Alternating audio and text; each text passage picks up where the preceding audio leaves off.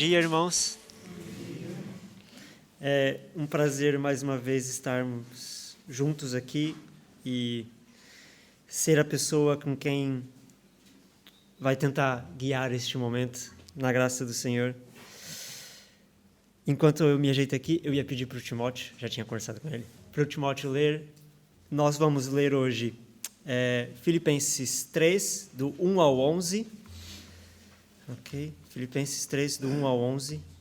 Timóteo, pode ler, por favor. Resta, irmãos meus, que vos regozijeis no Senhor. Não me aborreço de escrever-vos as mesmas coisas e é segurança para vós. Guardai-vos dos cães, guardai-vos dos maus obreiros, guardai-vos da circuncisão. Porque a circuncisão somos nós que servimos a Deus em espírito e nos gloriamos em Jesus Cristo e não confiamos na carne. Ainda que também podia confiar na carne. Se algum outro cuida que pode confiar na carne, ainda mais eu. Circuncidado ao 8º dia, da linhagem de Israel, da tribo de Benjamim, hebreu de hebreus. Segundo a lei, fui fariseu. Segundo o zelo, perseguidor da igreja. Segundo a justiça que há na lei, irrepreensível. Mas o que para mim era ganho, reputei-o perda por Cristo. E na verdade, tenho também por perda todas as coisas, pela excelência do conhecimento de Jesus Cristo, meu Senhor. Pelo qual sofri a perda de todas estas coisas, e as considero como esterco, para que possa ganhar a Cristo, e seja achado nele, não tendo a minha justiça que vem da lei, mas a que vem pela fé em Cristo, a saber, a justiça que vem de Deus pela fé. Para conhecê-lo, e à virtude da sua ressurreição, e à comunicação das suas aflições, sendo feito conforme à sua morte, para ver se, de alguma maneira, posso chegar à ressurreição dos mortos. Obrigado, Timóteo. Meus irmãos, esse texto seria muito fácil nós começarmos a caminhar por aquele discurso mais comum que é: olha, abstenha-se do seu pecado, abstenha-se de tudo aquilo que o mundo traz para você, volte somente para aquilo que é do Senhor. Mas eu queria um pouquinho, na verdade muito mais fundo, porque o que Paulo está dizendo aqui não é somente contra pecados. É uma coisa muito, mas muito séria, que naqueles dias estava prejudicando muito o seu ministério. Quando tivemos a exposição do livro de Atos, nós ouvimos e passamos a conhecer muito bem como que os judeus foram um grande problema para o ministério de Paulo, não era? Afinal, ele foi preso várias vezes por causa dos judeus. Por causa que eles estavam cansados de ouvir a pregação da justificação por meio de Cristo, que é Cristo. E eles, não é Cristo. Nós temos uma carta inteira de Paulo, Romanos, que fala só sobre este assunto. E aqui, mais uma vez, os judeus estavam dando problema para Paulo, dentro da igreja de Filipe. E é por isso que ele escreveu essa parte muito específica. Ele precisava tratar deste problema. Por causa de ser um assunto muito diferente da carta inteira, nós não vemos Paulo em nenhum momento falando deste assunto. É somente neste pedaço.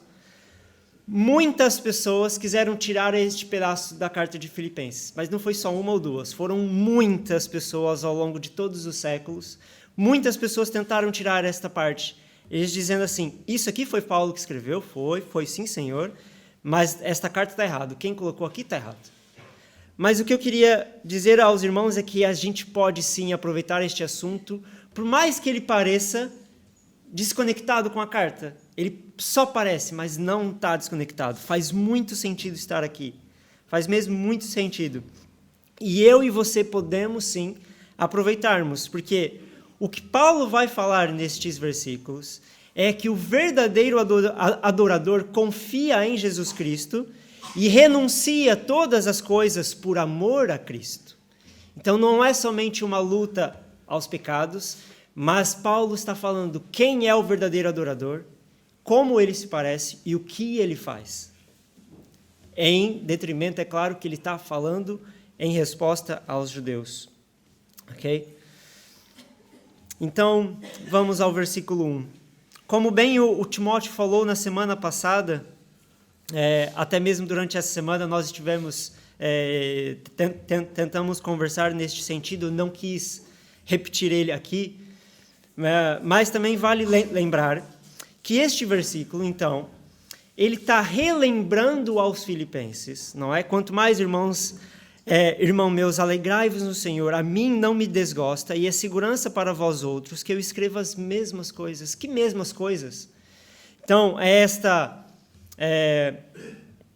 ele está repelindo aos judeus, o que muito parece a nós que Paulo já, em sua ida até Filipe, ou até mesmo em outra carta que ele já tinha escrito sobre este assunto.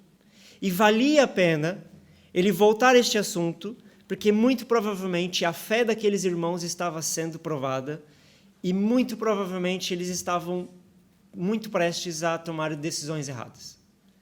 Então, por isso que ele fala, a mim não me desgosta. E é segurança para vocês. É segurança por quê? Porque o ensino que eu tenho para vocês é o que pode dar firmeza na fé a vocês.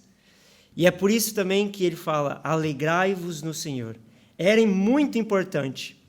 Então, os argumentos que Paulo vai começar a tecer a partir do versículo 2, era aquilo que poderia dar segurança para eles na fé. Estes argumentos contra os judeus, contra as obras da lei, nós podemos ver mais especificamente também em Gálatas, não é? Para a igreja da Galácia. Ou seja, não era um assunto que essas pessoas desconheciam. É por isso que ele fala mesmo, a mim não me desgosta. Provavelmente é porque Paulo já estava mesmo cansado. Os filipenses poderiam pensar, de novo ele falando desse assunto, que ruim, não é? Mas Paulo está falando assim, não é ruim, é bom, é segurança. Então se alegrem no Senhor por eu estar falando isso para vocês, ok? Não fiquem tristes. E talvez para nós hoje aqui seja a mesma coisa. O assunto que eu vou falar aqui, que Paulo está falando e que eu vou expor, é um assunto que muitos de nós já conhecemos. Mas é necessário. É necessário porque nós também podemos cair nos mesmos erros. Não pelos mesmos motivos, nós não temos nenhum judeu aqui, mas nós podemos, no nosso coração, ter as mesmas atitudes, que é buscar a aprovação do Senhor nas obras da nossa carne e não nas obras de Cristo. Então é um assunto muito importante para nós. É mesmo muito importante. Então, a partir do versículo 2, ele começa então a tecer a sua bela exposição. E ele já começa repetindo 3 vezes, enfaticamente. Aqui na minha Bíblia está escrito acautelai-vos, na Bíblia dos irmãos pode estar guardai-vos, não é? Acautelai-vos, tomem muito cuidado, prestem atenção com os cães. Nós lembramos também da passagem de Jesus com a mulher Ciro-Fenícia, lembrem quando ele fala que, olha, os cãezinhos não é para vocês. A palavra cão aqui, ela tem um significado muito forte. E talvez não há uma palavra aqui no nosso contexto, palavra existe, é cão.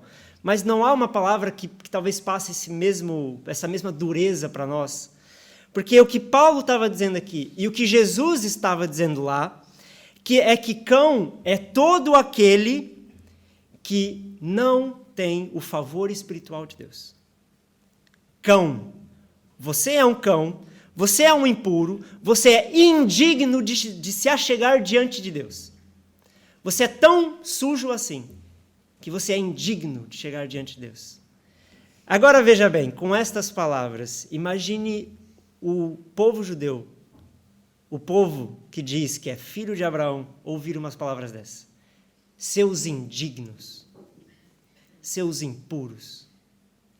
Acho que aqui Paulo estava sendo mesmo muito duro. E ele não para por aí. Ele não para. Ele fala, acautelai-vos dos maus obreiros. Ou seja, além de você ser impuro, além de você ser indigno de se achegar diante do Senhor, aquilo que você faz para o agrado do Senhor não vale a pena. Você está fazendo obras más. É ruim o que você está fazendo, é imprestável. Você é um mau obreiro. E ele não para por aí. Ele já bateu mais uma vez, mas ele não para por aí. Ele vai mais fundo. Ele fala da falsa circuncisão. Essa falsa circuncisão há uma ironia escondida aqui, que talvez, eu gosto dessa tradução, que chama a mutilação. Acautelai-vos da mutilação. Ou seja, Paulo está sendo irônico com a circuncisão, que nós sabemos que é um pequeno corte que todo garoto judeu precisava fazer. Mas ali ele está falando que circuncisão, não, você está se mutilando, isso não vale de nada. E nós sabemos que a mutilação, ela era praticada em outros contextos religiosos, e o Senhor reprovava isso. Ou seja, se o Senhor reprova a mutilação, então por que Paulo está falando da mutilação, que é a falsa circuncisão? É porque ele está sendo irônico mesmo. Aquilo que você pratica, o Senhor reprova. Então veja, essas 3 pauladas: você é indigno, você é um mau obreiro e você é alguém que pratica algo que o Senhor não gosta. Ou seja, aquilo que Paulo estava falando para eles tomar cuidado, e provavelmente na igreja de Filipos alguém estava ouvindo essas palavras dele, era realmente aqueles que buscavam a aprovação do Senhor pelo seu sangue e pelas suas obras. E por eles buscarem por essas 2 formas, eles não estavam sendo aprovados pelo Senhor, de maneira nenhuma. Paulo então está falando que os judeus não adoram verdadeiramente a Deus. Talvez no passado, mas hoje, pelas obras, simplesmente pelas obras, não. E eles eram realmente indignos espiritualmente de se achegar ao Senhor pelas suas obras não. Eles estavam a agir mal e eles eram dignos dessa reprovação. E ainda mais, a igreja deveria se afastar dele. Esse era o tom realmente deste acautelai-vos, guardai-vos 3 vezes. E 3 vezes Paulo está sendo muito irônico. Muito irônico. E provavelmente todo mundo lá havia entendido e provavelmente ficou muito chocado também. Paulo aqui, ele não está de brincadeira. Não está mesmo de brincadeira. E ele continua no versículo 3. Nós, então, é que somos a circuncisão. Por que ele fala isso? Que nós somos a circuncisão? Para elucidar, eu peguei alguns versículos aqui, são curtos. Em Colossenses 2,11, então ele vai falar da circuncisão de novo, que é: nele também fostes circuncidados, isto é, Jesus Cristo. Nele também fostes circuncidados por intermédio de mãos, não por intermédio de mãos, mas nos despojamento do corpo da carne, que é a circuncisão de Cristo. Ou seja, nós somos os que têm a verdadeira circuncisão, porque não foi feito por mão humana, mas em Cristo. Em Gálatas 3:9, ele vai dizer: de modo que os da fé são abençoados com o crente Abraão. E em 3:29 ele continua dizendo: e sois de Cristo, também sois descendentes de Abraão e herdeiros segundo a promessa. Em Efésios 2:14, porque ele é a nossa paz, o qual de ambos fez um, e tendo derribado a parede da separação que estava no meio, a inimizade. E no versículo 18, porque por ele ambos temos acesso ao Pai em um Espírito. Ou seja, circuncisão não é, a partir de Cristo, os circuncisos de verdade não são aqueles que têm uma marca no seu corpo, ou as mulheres que não tinham a marca, o sangue. Agora, os circuncisos são aqueles que têm a Cristo no seu coração, que são alcançados pelo Espírito.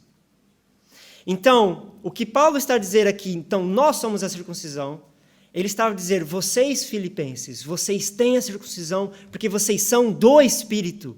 Vocês não nasceram pela carne e nem pelas obras da lei, mas vocês nasceram pelo Espírito do Senhor, porque vocês sofreram a obra que vem de Cristo. Então é a fé em Cristo Jesus que faz com que nós não tenhamos mais a necessidade de praticar aquelas obras que os judeus praticavam e que eles estavam tentando colocar dentro da igreja. estavam perseguindo Paulo e falando, olha, o que Paulo prega, tudo bem, mas precisa disso, precisa das obras da lei. Paulo está falando assim, não, esqueçam estes cães, sigam a Cristo. É isto, nós somos os circuncisos de verdade, eles não. Nós que adoramos a Deus no Espírito. E essa adoração no Espírito ela era muito importante, porque Jesus já havia falado dessa adoração no Espírito.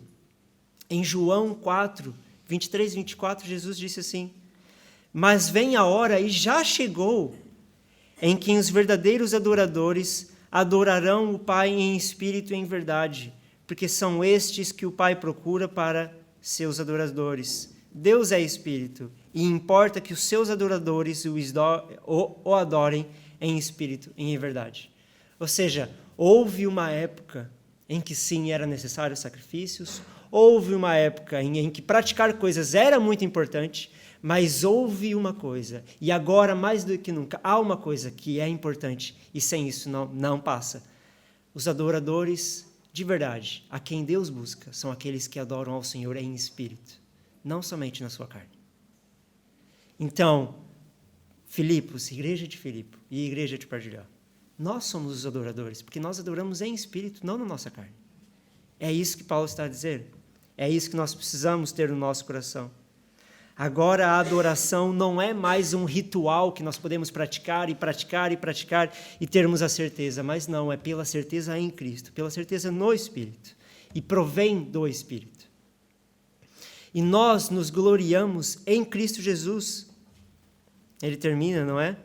E nos gloriamos em Cristo Jesus. O gloriar-se, o alegrar-se, o regozijar-se em Cristo Jesus é algo mesmo muito comum na teologia de Paulo.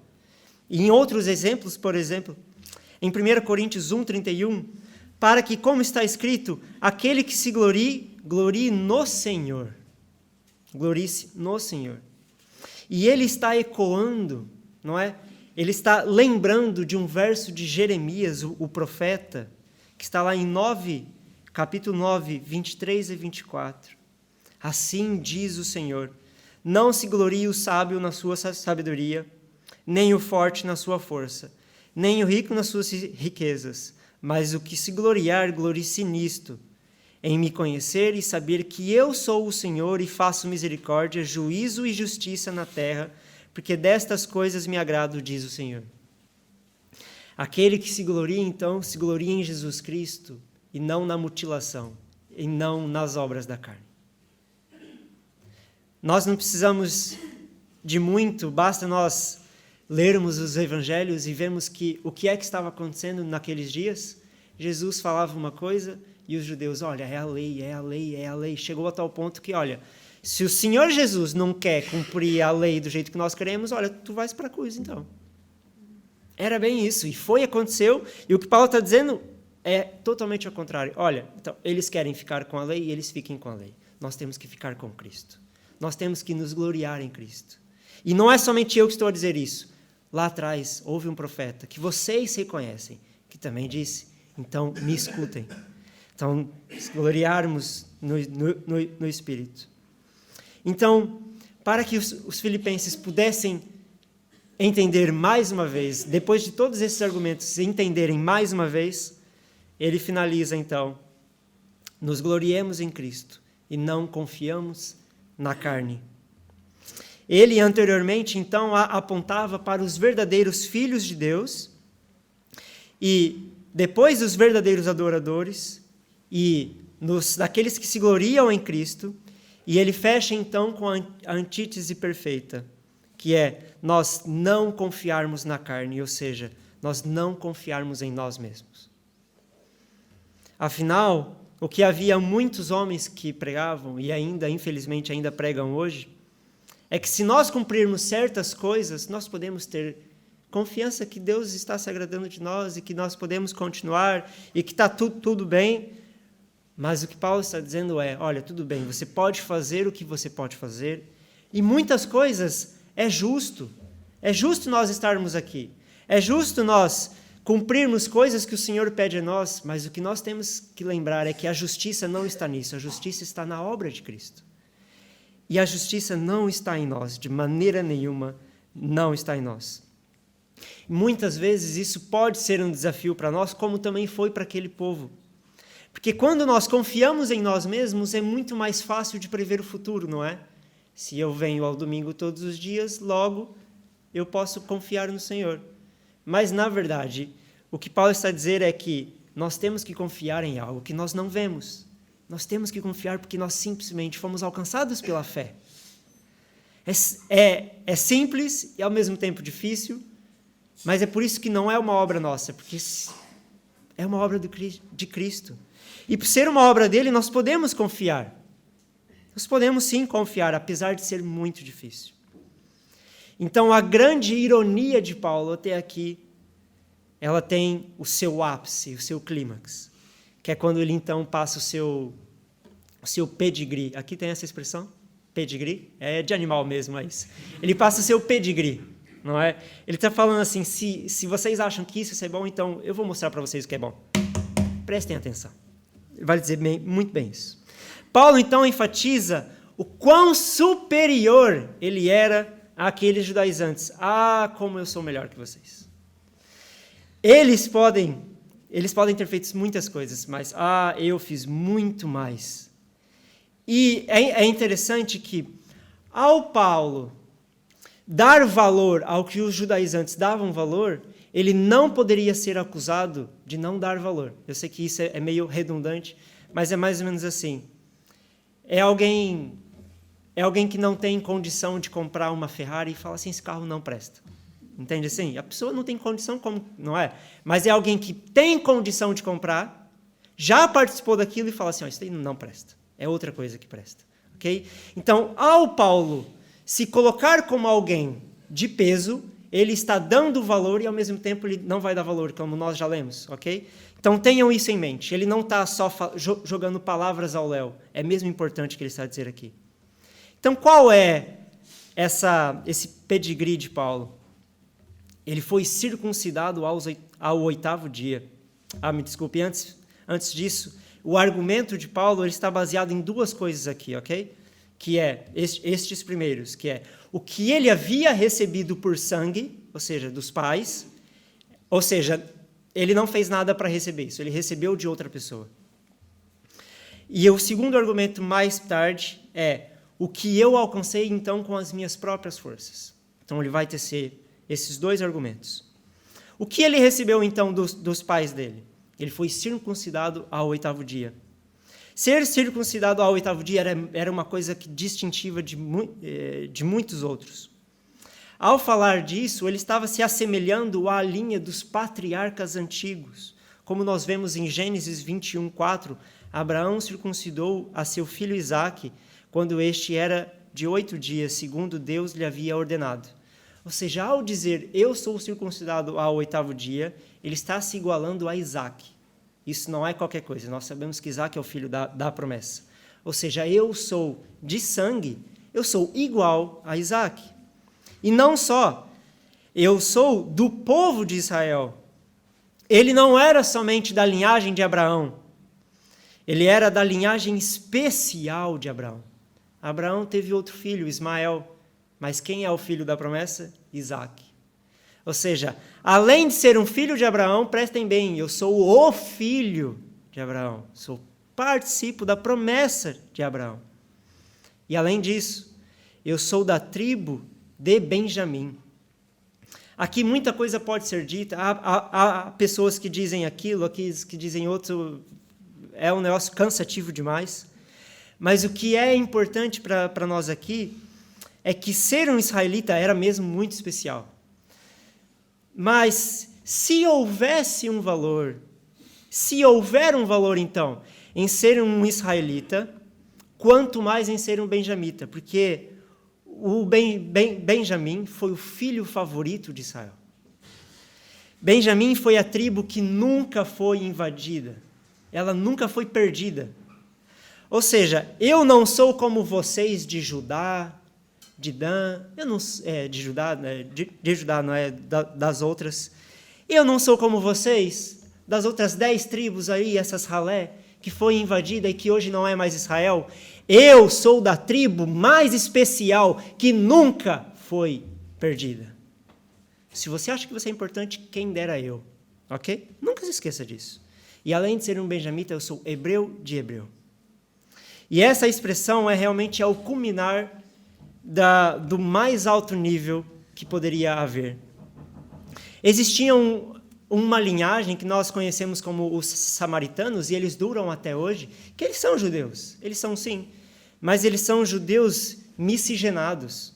Ou seja, são judeus que se juntaram com outros povos e deram, pronto, e acabaram se perdendo. E há também, naqueles dias ainda especialmente, haviam judeus que haviam se misturado com os gregos, que estavam ali, não é? Então, eu sou o hebreu de hebreu. Os meus pais sempre foram hebreus. Sempre foram hebreus. Sempre foram hebreus. Então, se você acha que você pode ser justificado pelo seu sangue, eu estou muito mais acima que você. Este é o argumento de Paulo. Ele está realmente aqui assim. Ele é alguém diferente.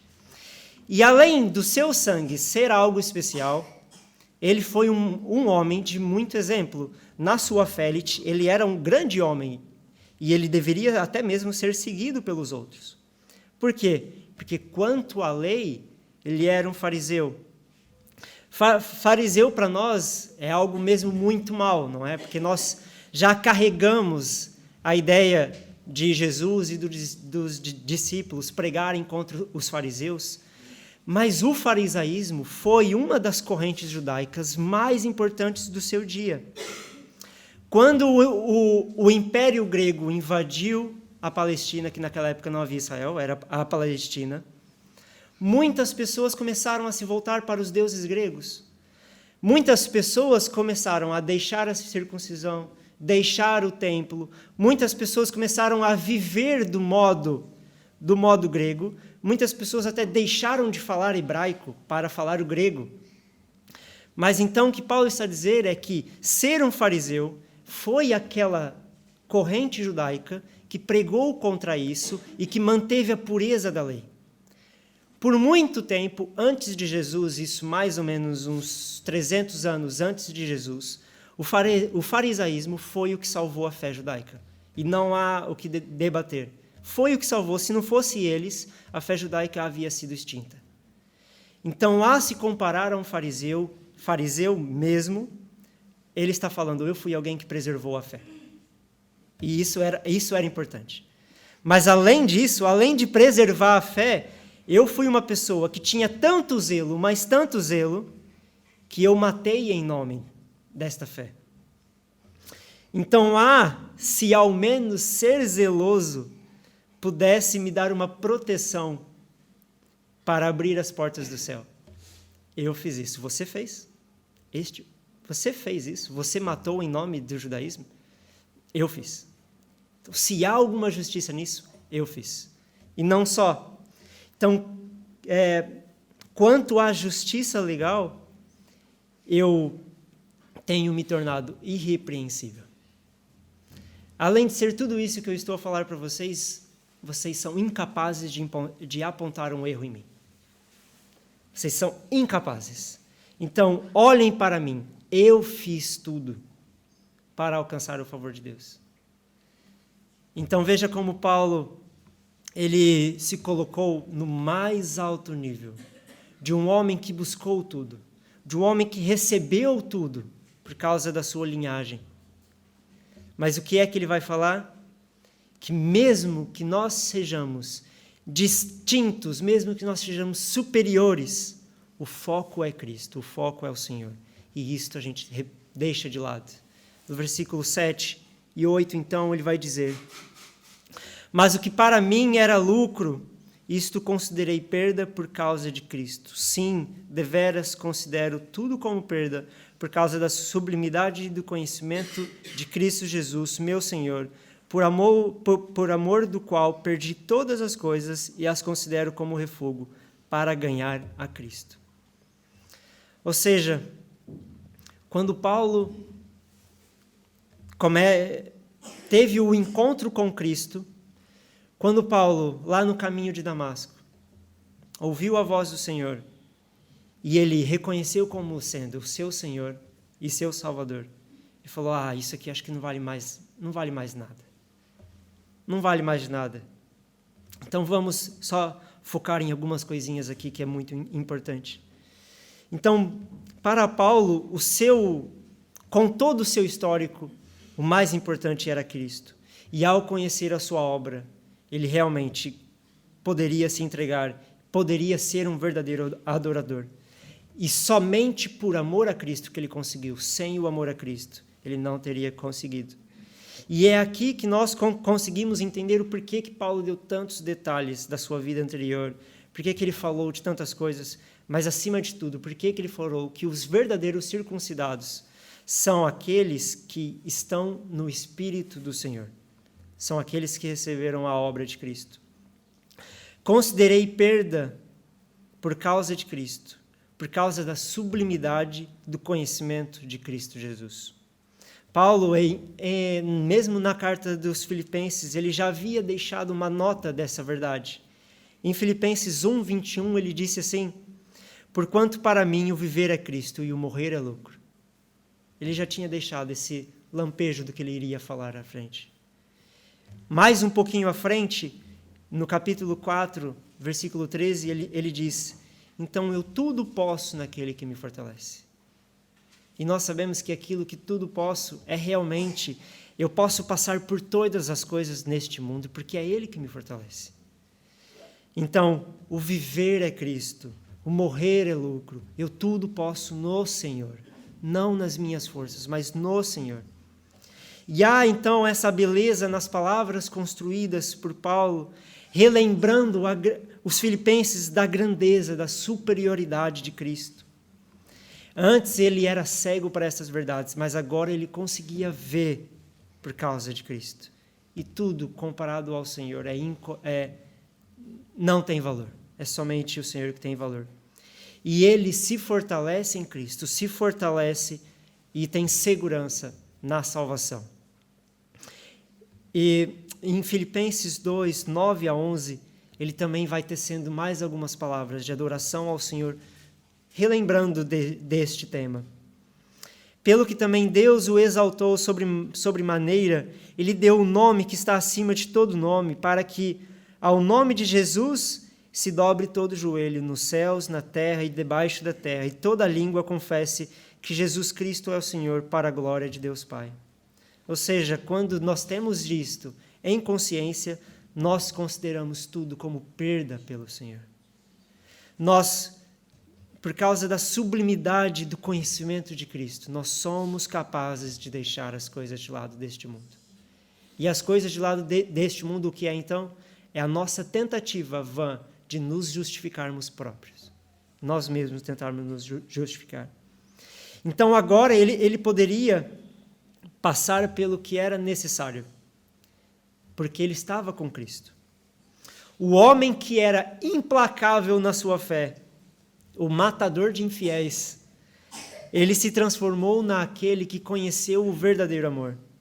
E ele poderia dizer assim, talvez, agora eu entendo que as obras que os judaizantes confiam não valem nada além do que lixo. Ele poderia dizer isso mesmo. E no versículo 9, ele continua. E ser achado nele, não tendo justiça própria que procede de lei, senão a que é mediante a fé em Cristo, a justiça que procede de Deus, baseado na fé. Então, para ganhar a Cristo e ser achado nele, nós abrimos mão, então, da nossa justiça própria. E há uma verdade nestes versículos que nós realmente não podemos deixar de escapar. A obra de justificação do pecador. E aqui é o ponto central de Paulo. Essa obra bela que é somente por Cristo, somente pelo Senhor, somente pelo Espírito Santo. E agora, se o irmão tem aquela Bíblia que tem uma fitinha extra, deixa em Romanos, que nós vamos caminhar muito por Romanos. Em Romanos 8, 31, Paulo diz: que diremos, pois, à vista destas coisas, Se Deus é por nós, quem será contra nós? E no 33, quem intentará acusação contra os eleitos de Deus? É Deus quem os justifica. Eu vou ler mais uma vez. Que diremos, pois, à vista destas coisas? Se Deus é por nós, quem será contra nós? Quem intentará acusação contra os eleitos de Deus? É Deus quem os justifica. Deixa a sua Bíblia aberta em Romanos, enquanto eu vou para 2 Coríntios 5, 18 a 21. Ora, tudo provém de Deus, que nos reconciliou consigo mesmo por meio de Cristo e nos deu o ministério da reconciliação, a saber que Deus estava em Cristo reconciliado consigo o mundo, não imputando aos homens as suas transgressões, e nos confiou a palavra da reconciliação, de sorte que somos embaixadores em nome de Cristo, como se Deus exortasse por nosso intermédio, em nome de Cristo, pois rogamos que vos reconcilieis com Deus. Aquele que não conheceu o pecado, ele o fez pecado por nós, para que nele fôssemos feitos justiça de Deus.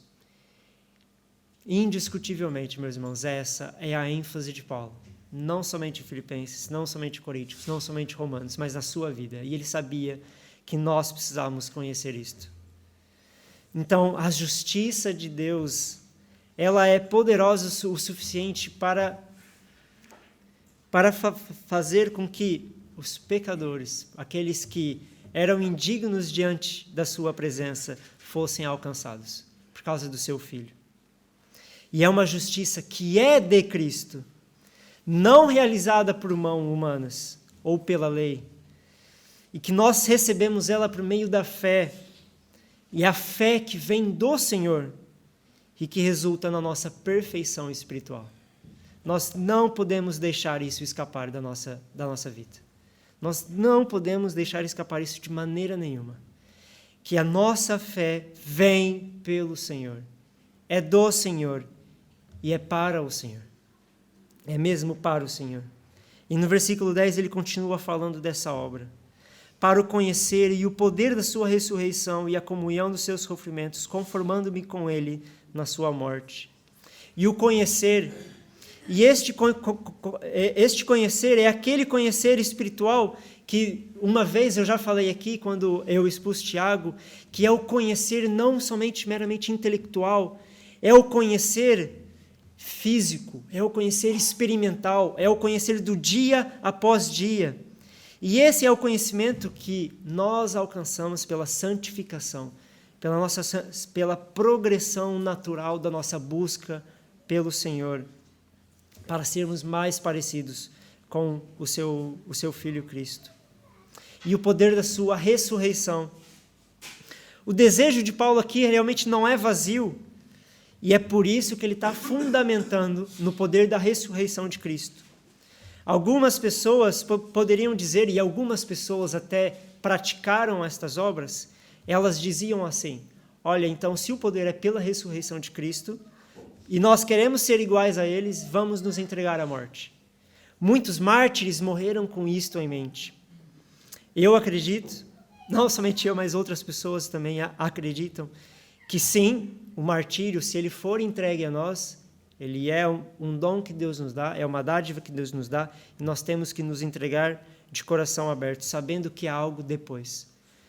Mas muitos de nós não vamos viver o martírio, então este versículo ele poderia ficar solto, sem sentido. Mas o poder da ressurreição de Cristo aqui, imaginem, é o poder que foi capaz de ressuscitar um homem. Então, o que é incapaz de fazer? Se nós podemos confiar num Deus que faz alguém ressuscitar, o que nós podemos crer que Ele pode fazer na nossa vida?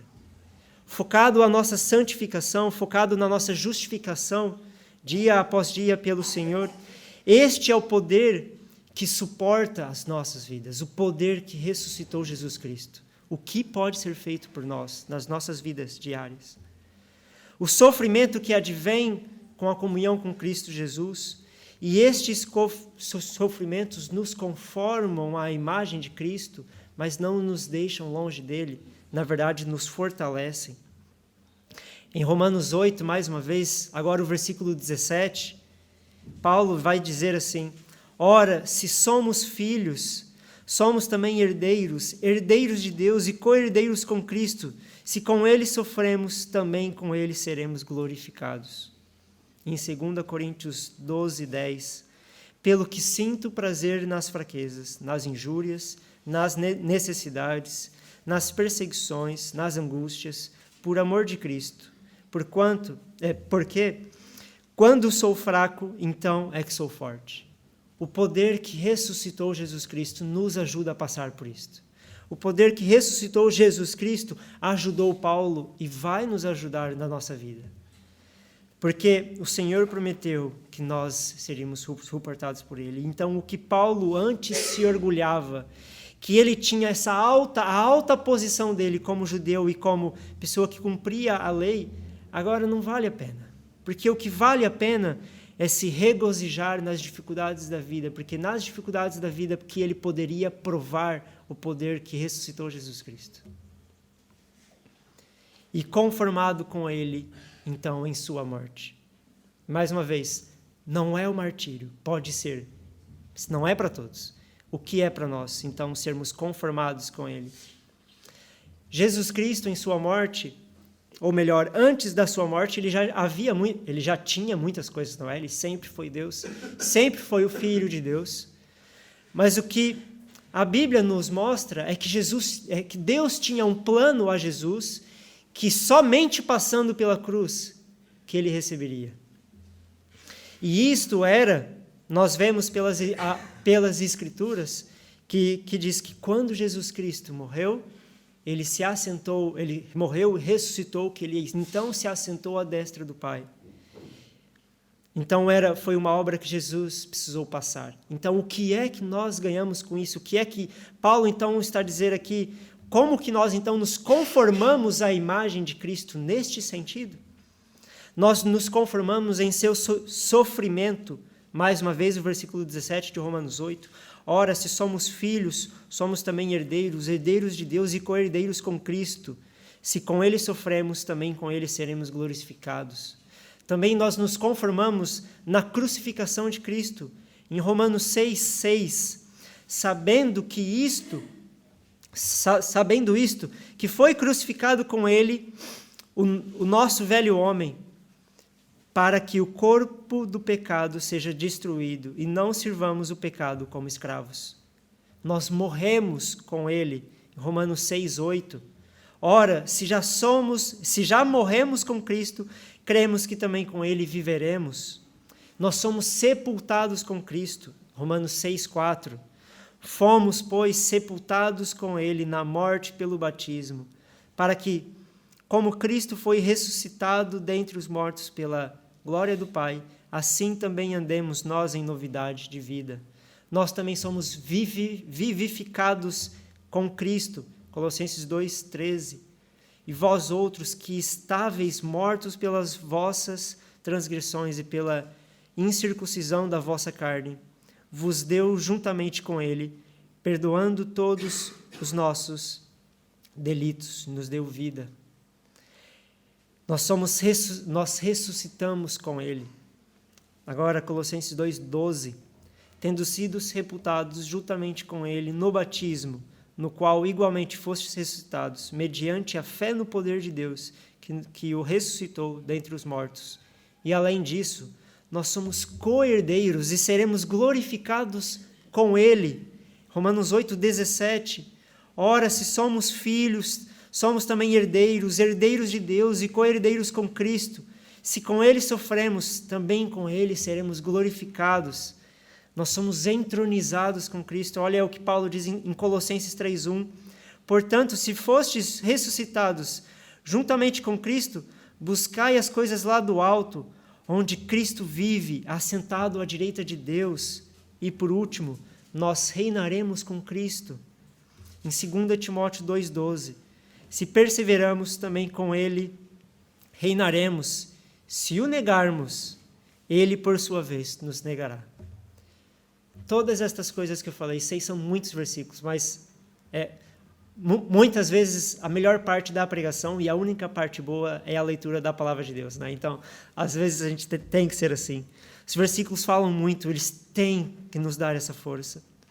Meus irmãos, nós sofremos com Cristo, nós somos crucificados com Cristo, nós morremos com Cristo, somos sepultados com Ele, nós somos vivificados com Ele, nós somos ressuscitados, somos co-herdeiros e seremos glorificados, nós seremos entronizados e nós reinaremos com Cristo.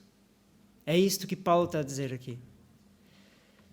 É por isso que Paulo estava sendo tão duro com os judeus, porque os judeus estavam querendo tirar isso daquele povo.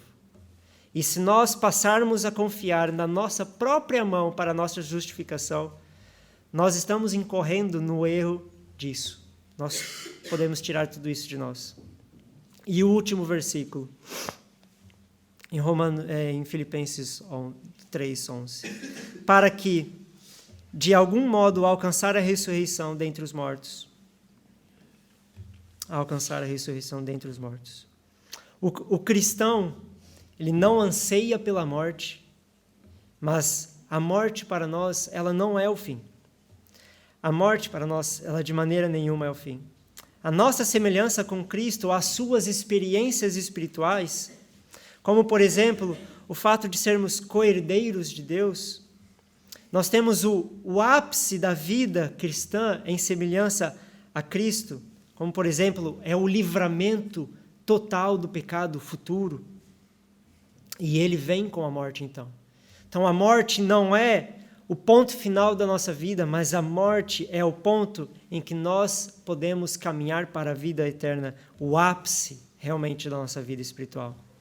E até esse dia chegar, nós somos convidados, então, a experimentar a morte diária. Mas qual morte diária? A dos nossos pecados. Nós pedimos, então, ao Espírito Santo que nos ajude a caminhar, a mortificar a nossa carne. Então, a considerar tudo aquilo que nos desvia do Senhor, nós devemos considerar. Em Romanos 6:11, assim também vós considerai-vos mortos para o pecado, mas vivos para Deus, em Cristo Jesus. Então, Paulo, ele não desconfia de maneira nenhuma, ele não tem nenhuma dúvida de que morrer para si é o caminho certo. Então, quando de fato ele morresse, tudo estaria cumprido. E nesta mesma carta, em Filipenses 1:20-22, ele já tinha falado disso. Olha como ele fala. Segundo a minha ardente expectativa e esperança de que em nada serei envergonhado, antes, com toda a ousadia, como sempre, também agora, será Cristo engrandecido no meu corpo, quer pela vida, quer pela morte. Porquanto, para mim, o viver é Cristo e o morrer é lucro. Entretanto, se o viver na carne traz fruto, para o meu trabalho, já não sei o que hei de escolher. A vida é morrer para mim. A morte é morrer para mim completamente. Mas os dois é viver para Cristo. Qualquer um dos dois está bom, desde que eu viva para Cristo. Este é o foco de Paulo.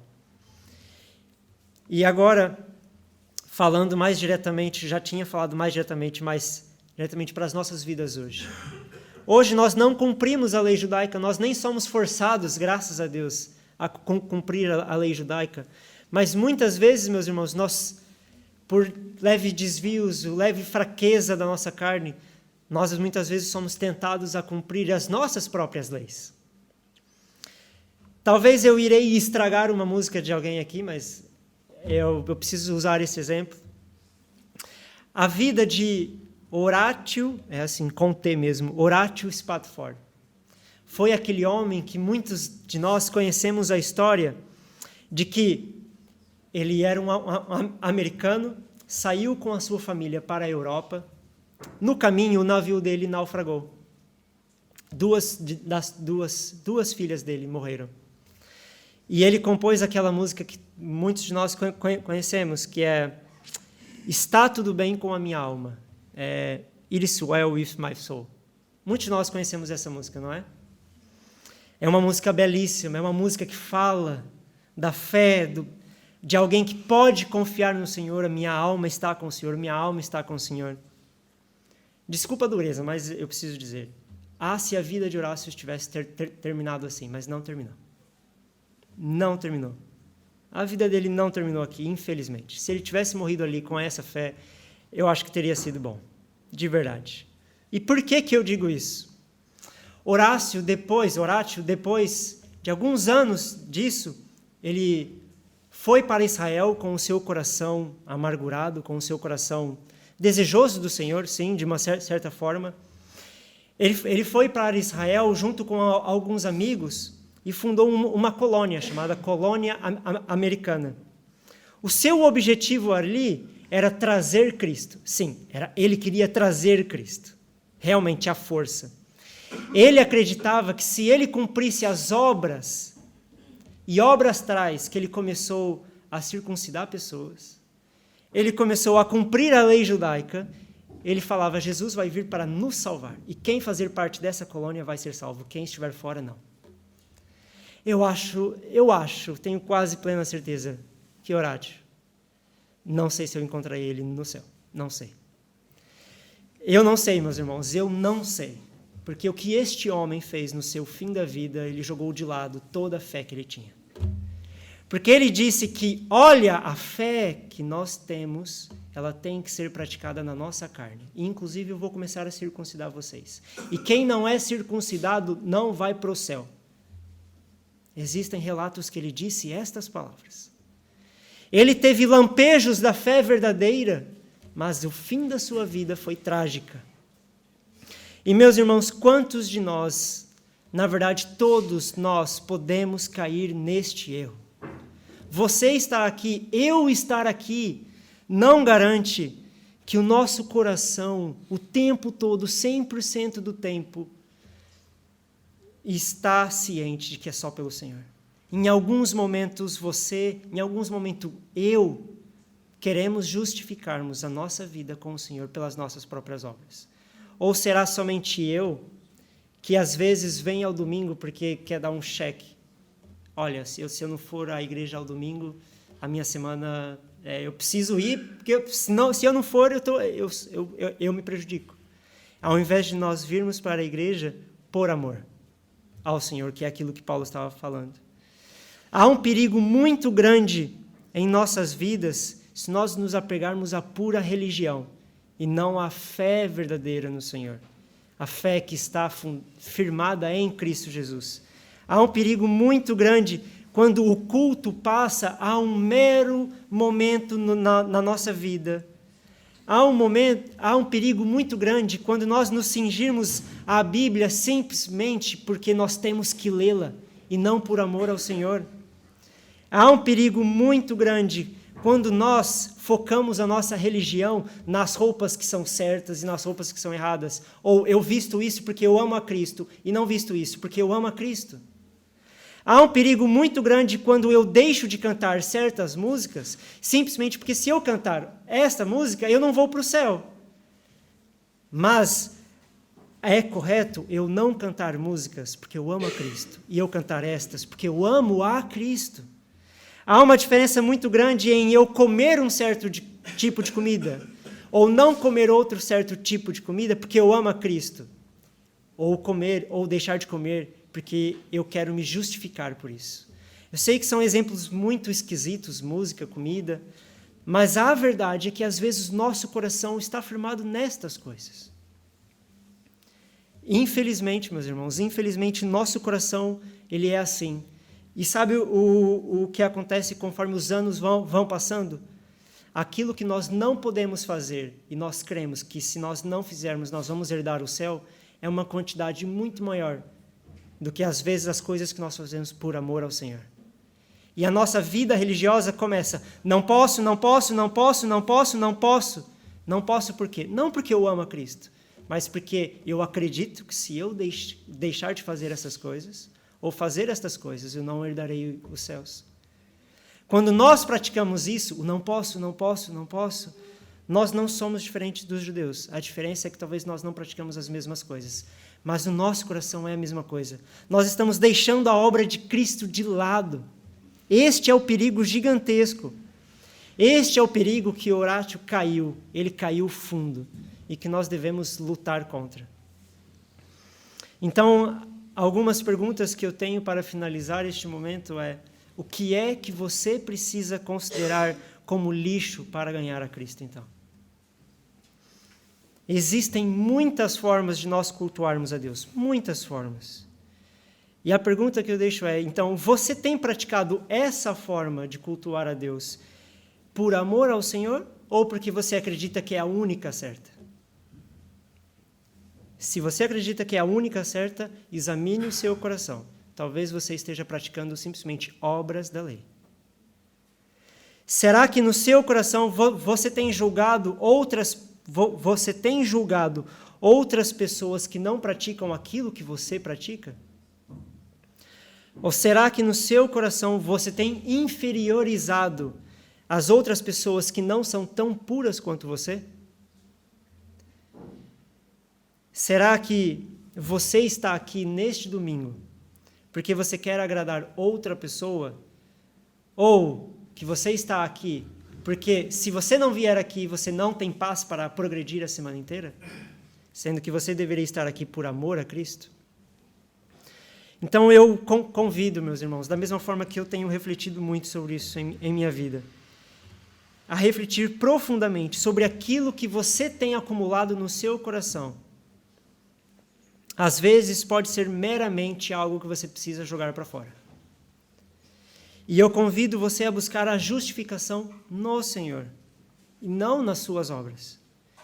Convido você a buscar a santificação que está em Cristo Jesus, na força do Espírito Santo e não nas suas forças.